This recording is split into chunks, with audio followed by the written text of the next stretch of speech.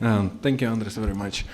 Good afternoon, colleagues. After these so nice welcoming speeches, yes, we have the task now go into nitty-gritty details about how was the Latvian foreign and security policy during the 2015 and what should we be doing in 2016. I don't want to abuse the time which is for the excellent speakers that we have today on the panel. But I need to mention a couple of things about the book. The very book, which is one of the reasons why we have gathered here, and this is the book that we are usually publishing already. This has been this was always a long time hope and plan of Andris to have this book in Latvia as well. This is basically the process which Andris started some years ago, and which he was coherently following. And at the very end, this is not the first book that we are in this case publishing, and this has become a tradition. So in this case, again, we have to say thank you to the Friedrich Ebert Stiftung, of course, for the very coherent and consequent assistance and help with the publication of the book. And when we speak and think about the current this edition, then of course there are quite a lot of authors and quite a lot of events happening in 2015, and therefore we have quite a lot of different thoughts and different ideas also present in the book. Of course, I'm not going to go into detail about particular authors because particular articles, because we have authors here, being them also our foreign authors and foreign contributors, Anke and Viljar, who are going to be speaking in the next panel, and then of course we have also two of the authors on this panel. But of course, if you look into this book, and I hope you're going to read it, then there are several issues which have been the most topical for Latvia, of course, and this is the presidency. Took half of the year of the country's presidency. The presidency took a half of the year of the administrative and political life of Latvia in 2015. Then, of course, the refugees issues, the Brexits and Grexits, and of course the security aspects, being those IT security, information space security, being that military security, and of course the Ukrainian issue, which was still reminded to us that it hasn't ended or not even doesn't look necessarily as the end is so much near. Finally, in order to get back a little bit, one conceptual remark, of course, going back to Ojar's presentation about the European Union, and this is the question that we need to be addressing and thinking about, how to get our act together, as you were Ojar saying, and it goes very much together with what Andris was saying. And I love the coining of the turbulence, that we're in turbulent times. And I was immediately thinking that if this is a turbulence that we're experiencing and we are on the same airplane, then our main task is not to crush that plane at the moment or not allow anyone to fall out of it as well. So in this case, this is probably the main task. But not to hold back the panel any longer, I give the floor to first to Atis Lejiņš, and then to Jānis Kažociņš, and then Māris Andžāns. Please have about 5-minute introductory remarks, and each I will follow strictly that we follow the protocol, and then afterwards we're still going to have a questions and answers session, a short one in this case because we still have to leave time and space for the second panel. Atis Lejiņš, the member of the parliament, the founder of the Latvian Institute of International Affairs, author of many articles and many books, he doesn't need much of an additional introduction, I think. Atis, please, the floor is yours. Do I press this? No, you can. Oh, okay. Well, thank you. It's a pleasure to be here.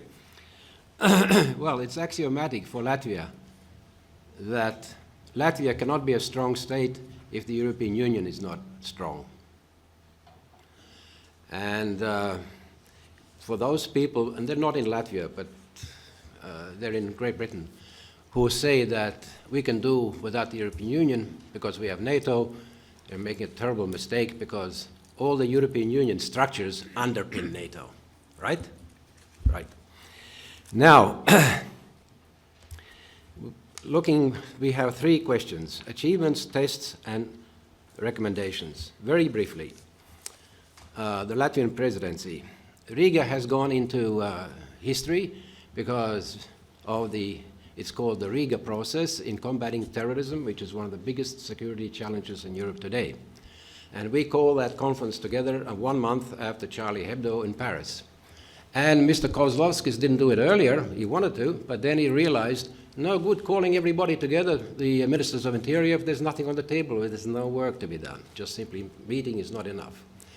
Unfortunately, it was a process, and it took another terrorist act in Paris to finally get the European Parliament to realize that you need data protection, you need data passenger registration.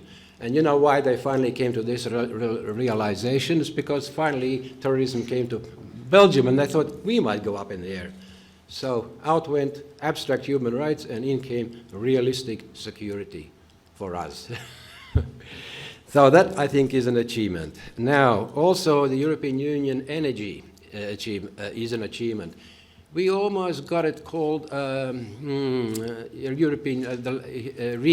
Riga process, European Union. But since we had not done our homework, we still had not fixed the energy third package for Latvia's Gaza and Latvia, we were denied this prestige terminology.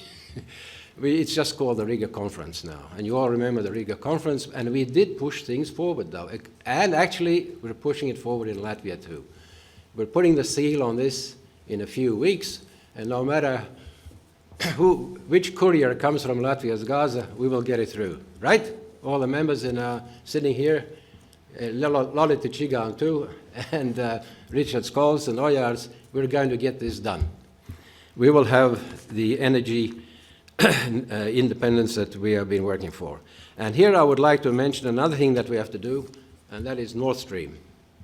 Here we have a problem with Germany, and I just would like to remind you that when the sanctions were implemented against Russia after Crimea and eastern Ukraine, the Americans had a problem with Exxon, right? Exxon was working with Gazprom in the far north, and after a good long talk between the State Department and the Exxon people realized that national interest comes first. And they pulled out of the project. Now, finally, on achievements, Great Britain. We helped Great Britain because we want them to stay. We gave them another colored card. You know, there's going to be 3 colored cars. This is the increasing European Union, the Parliament, supervision of the decisions made in Brussels. So we'll have 3 cards now, the green, the yellow, and the red, and we can put this on the Christmas trees at year end, you know, and don't ask me what they all mean, but we tried to help Britain, they asked us, and this is our maybe achievement to help Mr. Cameron say, well, we've got now more parliamentary supervision. But the problem with Great Britain is they don't have the system that we have. We have this in Latvia. Like in Scandinavia, we have the European Affairs Committee that gives a mandate to the ministers before they go. In Britain, they don't have it. They don't know what's going on in Brussels, and so they're against Brussels. But the good news is that according to the latest polls, Europe didn't even make it in the top 10 of the biggest worries for the British people. Not even the top 10. It's a worry for the elite. Now, refugees. Latvia controls her border very strictly. We sent hundreds of Vietnamese back, no apologies, period.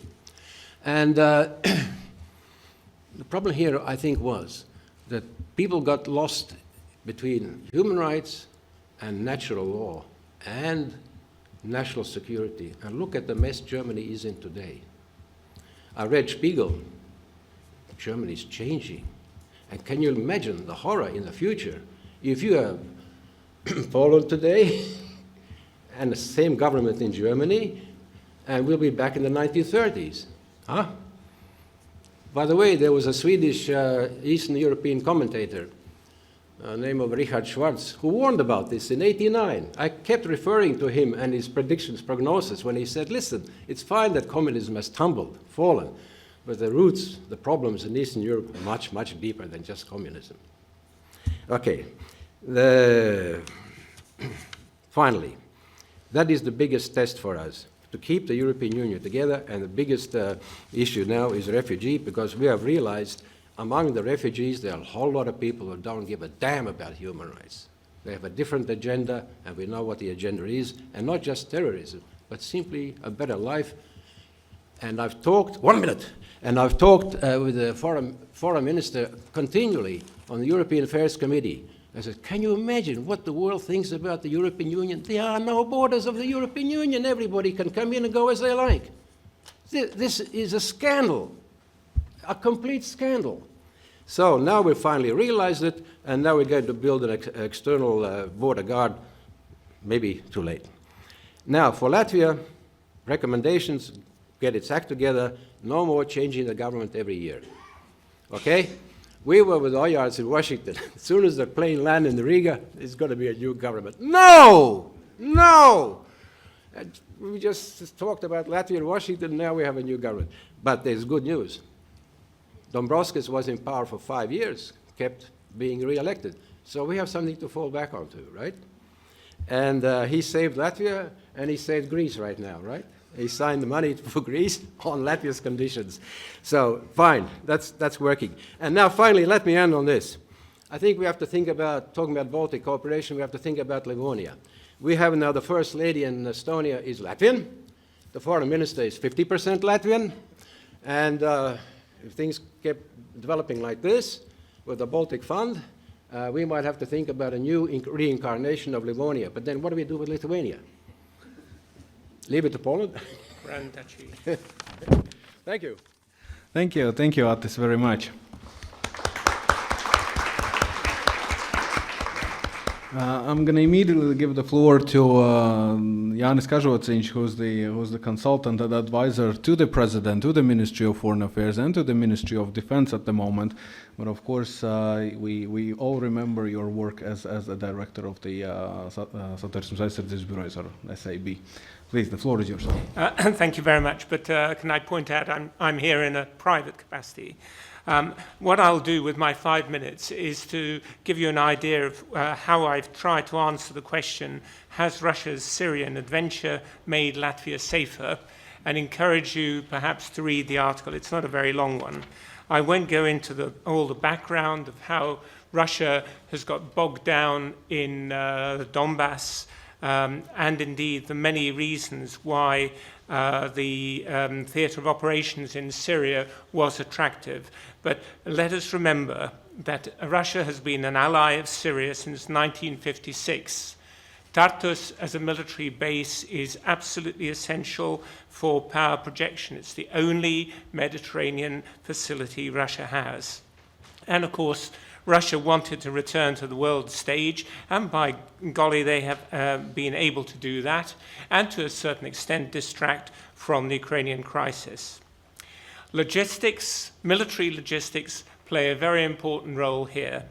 If we know that it takes a 10-day round trip from Crimea to Tartus, then bear in mind that their munitions and their weapons have to be brought either by air, which is extremely expensive, or by sea.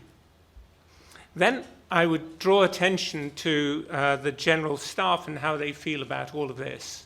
Now, every soldier, and I spent 30 years in the British Army, so I know, likes the opportunity to play with these newest toys. And the Russians certainly have had a chance to do that. But at the same time, every soldier also wants to know from his political masters what is the definition of success and what is the exit strategy. Because staying permanently in the Middle East without being able to resolve the problems in Syria might not be the right answer. And that is why President Obama on the 2nd of October called the Russian adventure a quagmire.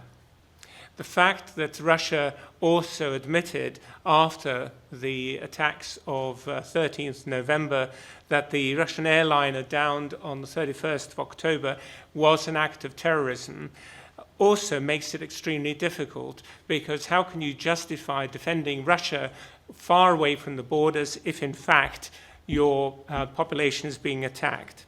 And at the same time, let us remember that various different estimates of the number of Muslims in Russia estimate from 6 to 14% of the population, that is from 8 to 19 million, and the majority is Sunni. And in Moscow itself, according to Al Jazeera, at least 1.5 million Muslims out of a total population of 12.5 million. Asymmetric responses must be expected if you cannot counter attacks from the air in any other way. Capabilities and intentions. It takes a very long time to build up military capabilities, but intentions can change very, very rapidly. Russia has done extremely well since its poor performance in the Georgian War in 2008, but it's not where it wants to be yet, and it won't be even in 2020. However, they have practiced occupying the Baltic states and cutting them off from NATO and European support, and that is on the exercises Zapad 2009 and 2013. Russian anti-access area denial capabilities are absolutely paramount here. And if anyone in Sweden or Finland thinks that if there is an attack on the Baltic states, that they're going to be able to stay out of it, well, military logic and the range of the weapons involved mean that they will be involved whether they like it or not. So what can we expect from Putin? Well, the Russian General Staff will not repeat something which has so obviously failed in Ukraine. So we shouldn't expect Narva or Latgale to go the same way as Donbass. However, there are a number of other ways, and that is the blurring of the lines between war and peace, internal disorder and external aggression, conventional nuclear conflict, and the unpredictability of Putin and his requirement to have new foreign policy successes increases the risk of miscalculation with far-reaching consequences. After that, I try to look at what we might be able to do. There are two views. One is that Russia has such overwhelming force they can take the Baltic states anytime they like. The other view is that they could occupy, but the costs, both military and economic, would be unsustainable. Finally, I think it is correct for us now to be thinking about what Russia will be like post-Putin. There will be a post-Putin Russia.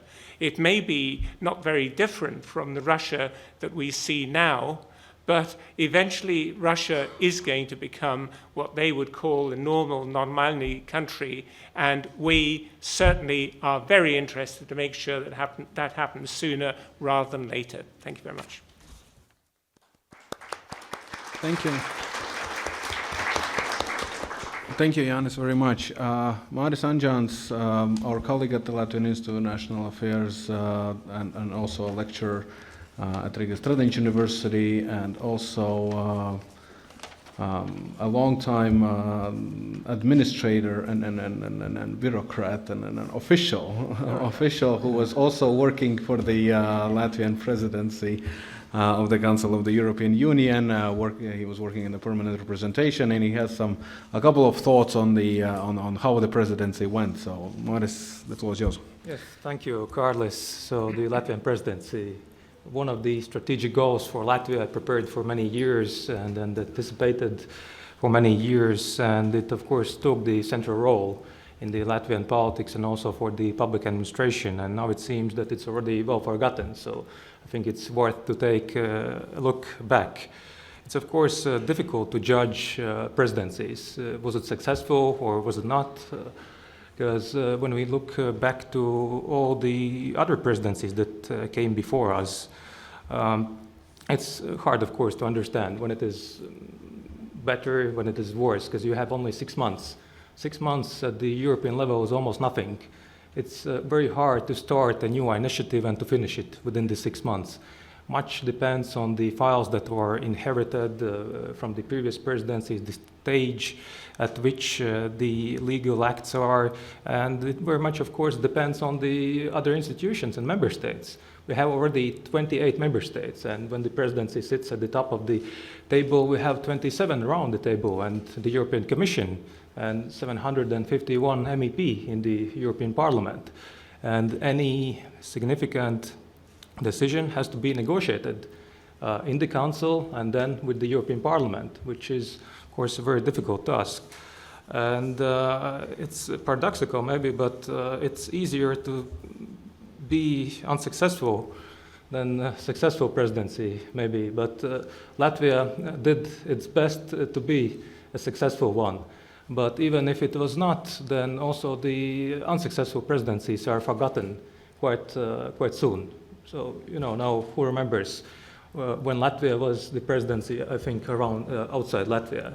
Which country was before Latvia and before that? Yes, Italy and Greece, so on, but probably not everybody would remember that. But let's come to Latvia. So this was the first Latvian presidency, and the first usually is the hardest.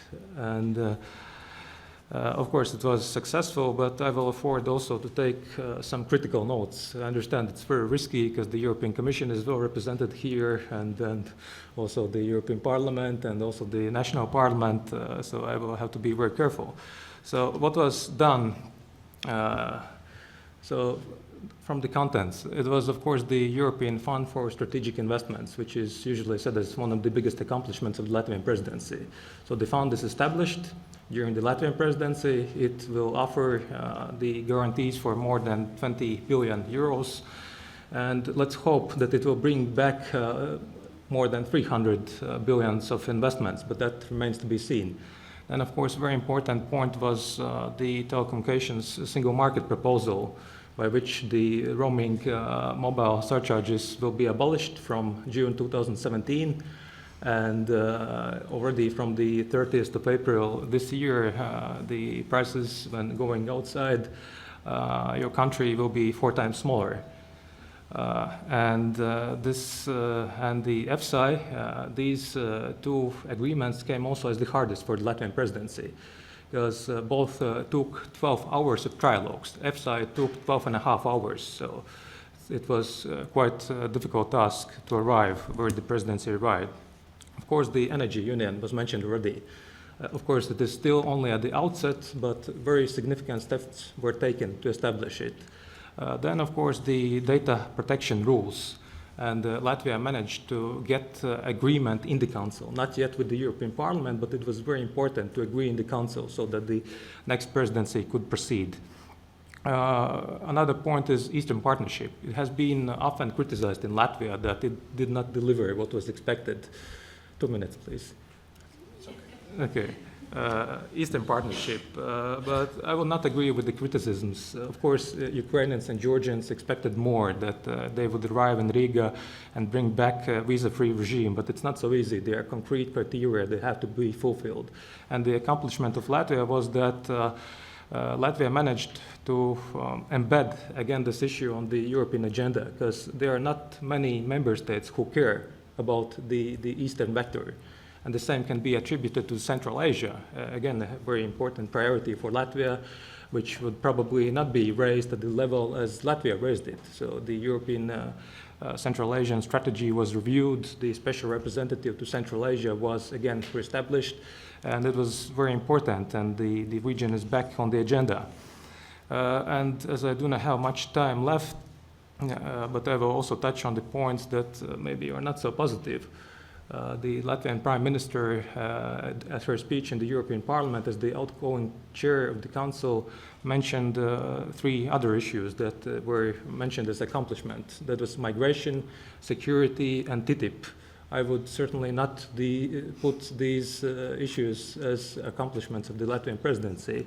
But at the same time, I would not also denote that they were, let's say, something that was, mistake.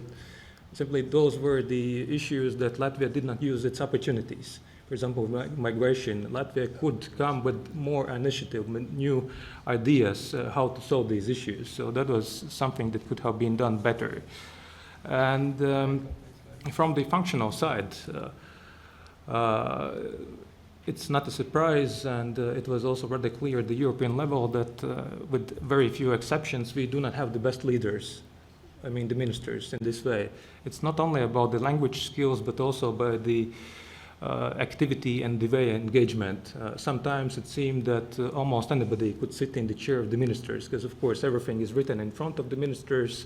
They simply read it out. And what I wanted to say with that quite often the engagement was rather formal. So the minister comes, reads out what has to be read out, and then it leaves. So that was something that maybe could have also helped the presidency. But at the same time, we had public administration that I think proved that it is capable of leading Europe. And as I understand, I have to finish. I will stop right here by saying that Latvia, of course, left its footmarks in the Europe, and let's wait for the next presidency in some 2 decades. So thank you. Thank you, Māris. I was afraid to start stopping you because I thought that people were going to think that I'm stopping you because you got critical about the issues. But thank you very much. You were very well on time. We have a few minutes, not more than 20 minutes, something like 15, 16 minutes for questions and answers session. So in this case, I would welcome several things. First of all, please, if we could stick to the Latvian issues and what is about Latvia in 2016 all about this, and also please state your name and your affiliation, and please also note to which of the panelists you are asking the questions, and Ojārs has also kindly agreed to take also the questions if you want to address some of the questions to Ojārs Kalniņš. So please. Anyone? Yes, please.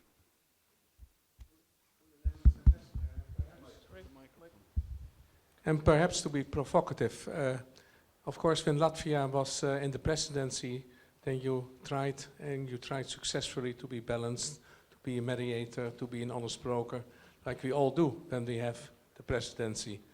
But the main challenge, as some people say, is to keep Europe together in the coming period.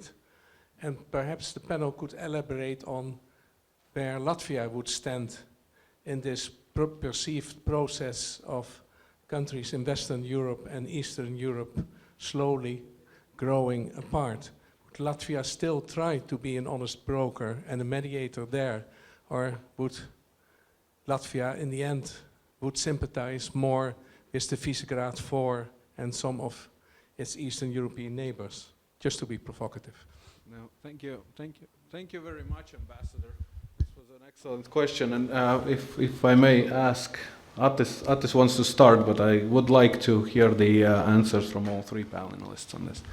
Look, we know our history. The worst calamity for Latvia and the Baltic states, and even for Poland, was the 1930s when there was no European Union. We had the League of Nations, which proved itself a fiasco. So, from this I make my deduction. Germany is key. We will hold together with Germany, and we'll tell the Poles that. Thank you, Atis. Sorry to the Polish ambassador. I think the possibility of the European Union falling apart is grossly exaggerated, as Oscar Wilde said when he read a report of his death in the newspaper. If we remember that in the 1970s, 1980s, NATO was under a great deal of threat then, and people were talking about NATO falling apart over theatre nuclear weapons. There were mass demonstrations, sometimes lasting several years even, at Greenham Common in the United Kingdom, for instance. Yet now we look back on this time and it seems as if NATO was steadily moving towards defeating the Soviet Union in the Cold War. Well, it wasn't like that. And equally in the 1930s, there were huge problems when we know that the Oxford Union voted in 1936 that this House would not fight for Queen and country, for King and country. It was King at that time. Latvia at that time, 1938, was spending 27% of the total budget on defence. And yet it did nothing for us. And so we have learnt our lesson. And I am absolutely convinced that Baltic and Nordic countries do understand that, and that includes Sweden and Finland, despite their non-aligned status now. And I think it is merely a question of how Poland goes about this. And yes, without Germany, we won't have a safe Europe. But this is the first time the European Union has really been put under pressure. Of course, it'll show signs of weakness, but I think that this past year has shown that those weaknesses can be overcome. Thank you. And Māris? Yes, thank you. And first of all, congratulations to Netherlands with the beginning of the Dutch presidency. I think it will be very successful because the Dutch civil servants seem to be one of the best in the European institutions. But that's the case. It is. But when it comes to the question, of course, it's a very difficult time for the European Union, and also from what I have seen and when being engaged with the different nationals and intellectuals, and not only is that often we do not understand each other, so we speak from different perspectives, and there has to be done something to understand things better, as for example with the refugees. In the Western Europe, there is a bit different perspective. Things are viewed more from the human perspective, from the human security, how to treat these people. But here in the East or in the North, rather, we tend to see things more in practical terms. And quite often we maybe think the same or feel the same, but we do not understand each other. So there should be something like a dialogue so that we do not fall apart. But how to make it, it's hard to say, but maybe that's an opportunity for the Dutch presidency and probably also a challenge. Thank you, Māris. Yes, Richard Scholz. The microphone, please, to the front. Thank you. I'll actually ask the question what Māris just added at the end of his reply. You talked about the political union. We have a Eurozone, a more or less financial union, energy union, etc. But what I see, what lacks among European member states and Europe as a whole, because the right thing to do right now is to put the act together and to proceed, is the common European memory. And how do you see this issue, especially as Māris mentioned, different views on different issues from different, member states' backgrounds and etc. Isn't this a stumbling block for the European Union, the common European memory, especially taking account that, European, one of the values is diversity of opinion and etc. So what are your views on this perspective? Thank you. Thank you. Who wants to reply? Atis one. I was referring to this, to the common memory we have, 39-40, the huge humiliation that the Latvian army did not fire a shot to defend itself. I'm sitting in the same parliament that in 1940 voted to join the Soviet Union. I think about this every day when I sit in the parliament. And if the younger generation forgets what the war was all about and everything else, it's our job to tell them, you want to be humiliated again as we were in 1940? This works, this message works. And you can see this today in Latvia. Imagine almost increasing defense by 50%. How do you like that? Show me another country in Europe that has done that. Home Guard and all the rest. And still we had money over for health and teachers, right? And so let's work on the common memory of what led to the events, the tragic events of the Second World War. And there are great achievements, right? The achievements that we have had in Europe that is at peace. Now it is under huge pressures, okay. But building on the past, we can overcome them by staying together. Everybody understands us, no problem. I was in Washington with Oyars, everybody understood us, right? Thank you. The idea, I think the original question was what is the common memory of the European Union, of all the countries together, and then what is the common narrative for the European Union, and aren't we lacking it, if I understood correctly? Jānis? I would draw parallels with the United States of America. May CMOD, But remember, the United States of America also went through a very traumatic civil war. Our civil wars in Europe have been more recent, in the 20th century, but that's what they were, civil wars. They were just a larger form of what had taken place in United Kingdom, France, Germany, and so on, many centuries earlier. The United States, even now, is extremely diverse, apart from the fact that there are, of course, primarily one language and a second one coming up very, very fast behind.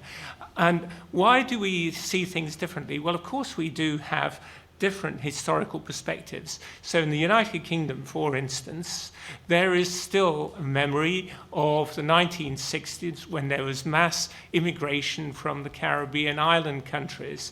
And Enoch Powell, who was then a very popular politician, was predicting, and I quote, "rivers of blood. Rivers of blood. There will be a civil war in the United Kingdom." And of course, now it's accepted just as a lot of other things are accepted.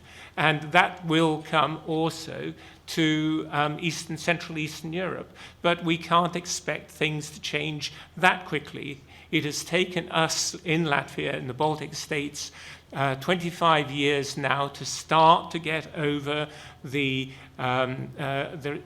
consequences of 50 years of totalitarian occupation. We haven't got there yet, and we can see that in the political process going on in Latvia at the moment. But we are getting there, and we are a very long way ahead, and much admired by countries like Georgia and Ukraine who want to be there. And therefore, I think we need to be pushing hard to exchange these views, come to consensus, because that is the way in which the European Union is a greater threat to Putin's Russia than NATO with all its tanks and airplanes. Thank you, Māris. Yes, what I can add, of course, it seems that common understanding and common historical memory is a distant dream that will probably never come true. Because if we look outside, also in Latvia, we do not have, let's say, common understanding and common historic memory among different parts of the population. And also at the European level, we have different perspectives. For example, the geographical perspectives, like the Eastern Partnership, one of the issues. When we also had some meetings with the Eastern European partners, so who cared about that? It was the Nordic countries, Baltic countries, Poland, Romania, Bulgaria, and some others. And the same comes also, for example, when we speak about Africa or other regions, then the Northern Europe, they're not so much interested in these issues. So it's quite natural that history, geography, and different other factors are devising. But of course, there is need for convergence, but it will probably never be so convergent as a single entity. Thank you. Thank you. We are slowly running out of time, so in this case, there is one more question in the front. Are there any more questions? Because then we could collect them. Because I'm actually eager to ask my own question as well this time. Okay, please, your question.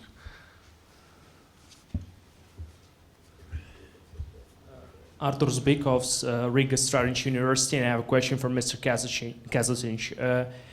You have said that it's very unlikely that Latgale and Narva will be a part of the Russian Federation. This is very good, of course. But that I have a question. Is it that necessary for us to increase the military budget? Within 5 years, it will increase more than twice almost? Thank you. Thank you. Thank you. Yep, and what I actually said was not that Narva and Latgale were likely to be part of the Russian Federation, but that the Russian General Staff will do everything it can to persuade the president of the Russian Federation not to repeat the mistakes of Donbass in Narva and Latgale, because there have been signs. For instance, we know that in 2012, the FSB were trying to find out whether there was support for separatism in Latgale. The answer they came back with was that there was not. And when I spoke about this to somebody who was in a position to know, he said, well, but of course they did that in the Donbass as well, and they got the same answer, but they still went for it. Now, that means that if we're talking about new generation warfare or asymmetric warfare or non-linear warfare, and I hate this idea of calling it hybrid warfare because that's a Western idea. It's not what the Russian General Staff talk about. The idea is to do something different, something new, something which will take your opponent off balance, as in judo. Now, I wonder where they got that idea from.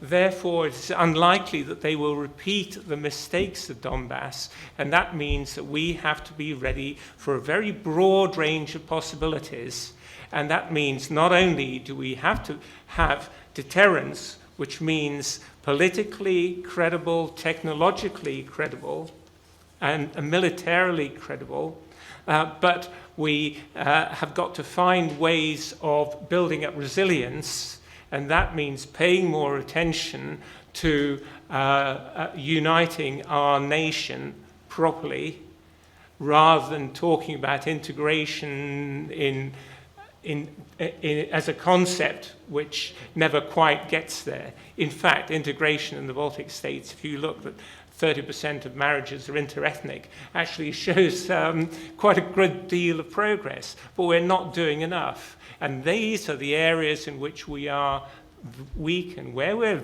weak, we are vulnerable, and that is what, given the right set of circumstances, or I should say wrong set of circumstances, that's what the Russians might seek to exploit.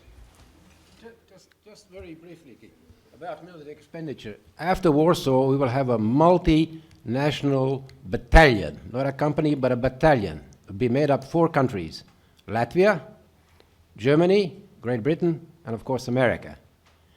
If we didn't increase the military budget, there will just be 3 countries without Latvia. You expect these 3 countries to defend Latvia without a Latvian company? Thank you, Atis. Thank you for your last question. I had a question on the European Union, but you steered it away from the topic. So in this case, and it's time for us to give the floor to the next panel. But in this case, I would like you to have a round of applause for Māris, Andžāns, Jānis, Kažociņš, and Atis Lejiņš.